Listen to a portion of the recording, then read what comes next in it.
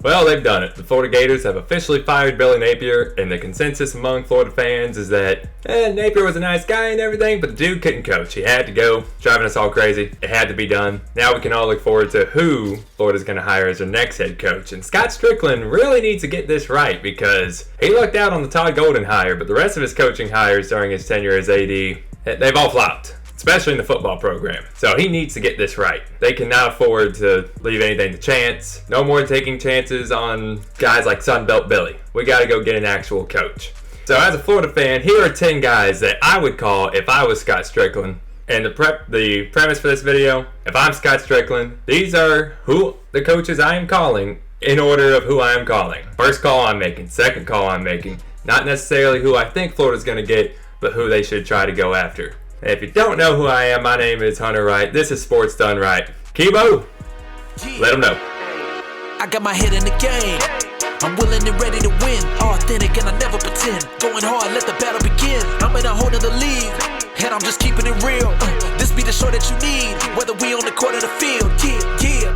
So if you love the game and you wanna hate less, and you sick and tired of only listening to Skip Bayless, you know we gotta keep it hype. This is Sports Done Right. Let's go.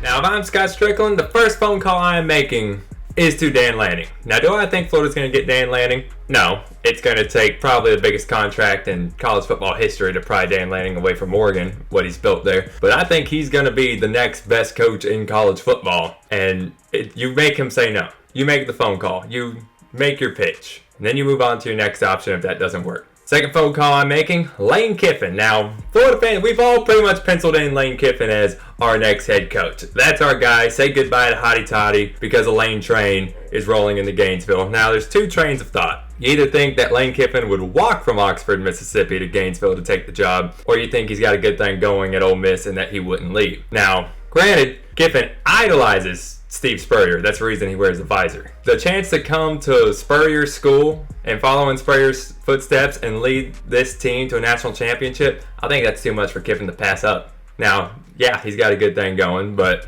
I don't think Kiffin passes up the opportunity to come to Gainesville. But if he does, third phone call I'm making, Marcus Freeman. Again, same with Dan Lanning. I don't think Marcus Freeman's going to leave Notre Dame, but I definitely think it's a situation where you make him tell you no. Show that you're serious about winning. You're serious about building a winning culture. You're serious about getting this right, getting the right coach. Marcus Freeman, I think, is a very good coach. He's a motivator. He would bring in play callers because he's not an X's and O's guy. That's the thing that sunk Billy. He just refused to give up play calling, and the team's got talent. The play calling was just ass, and that's why we sucked. Number 4, I'm going to say Jeff Brom. He's quickly rising up the coaching ranks, and let's be honest, years of watching Dan Mullen has prepared us to see 2 or 3 quarterbacks in a game. But Jeff Brom has done incredible things at Louisville, and I think that he would be a very good fit at the University of Florida. Number 5, Rhett Lashlee. Now, Rhett Lashlee is essentially just a discount Kiffin. He's an innovative offensive play caller. He's doing good things at SMU with lesser talent. He's the former ACC Coach of the Year, but he's got an 0-3 bowl record. He would definitely be a consolation prize if you don't get Kiffin. But there's a lot of similarities between the two.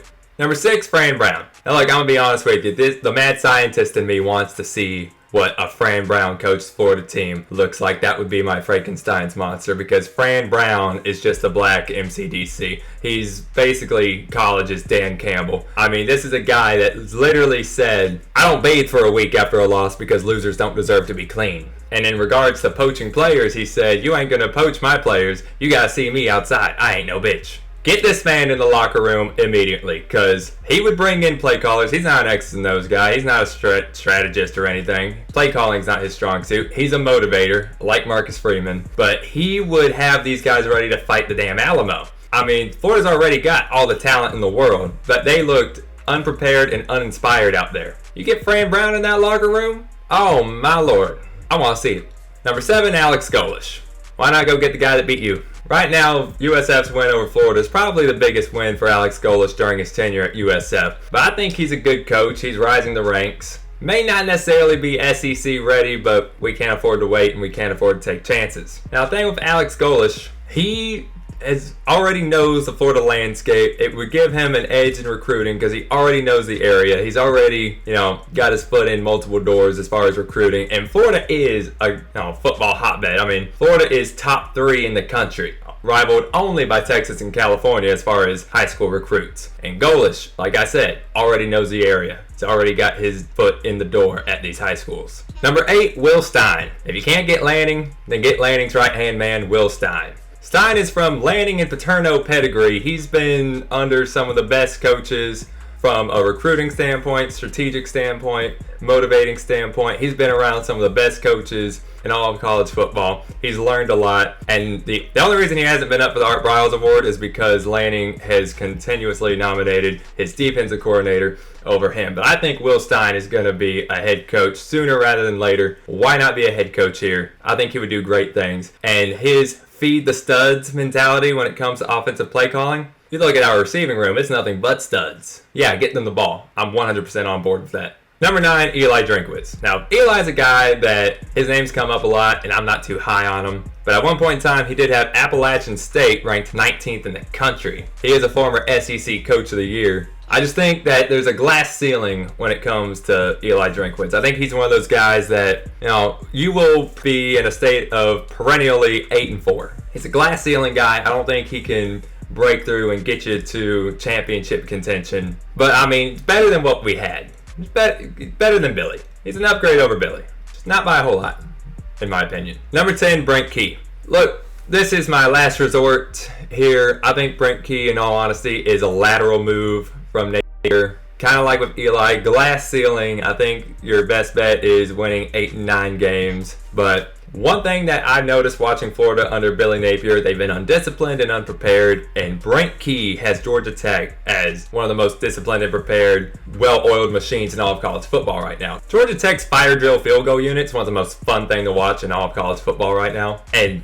they're one of the top-ranked teams in the country. I think you go for it. I think, like I said, he's a lateral move from Napier, but I would take him over Urban Meyer, Nick Saban, and John Gruden. They're out of the game. Why is John Gruden's name coming up whenever there's a high-profile coaching vacancy? I mean, it's 2025. Who still thinks John Gruden is a good idea? That makes no sense to me. These are the guys I would call if I was the AD at Florida and my job was essentially on the line hanging on this coaching vacancy. But before I get out of here, I want to give a shout out to W Energy for sponsoring the channel. They've got a bunch of unique flavors that you can't get anywhere else. They taste good, and if you use my promo code SDW10, you can get 10% off your order. Thank you so much. Please like, share, subscribe, continue to support the channel, and I'll see you guys in the next one.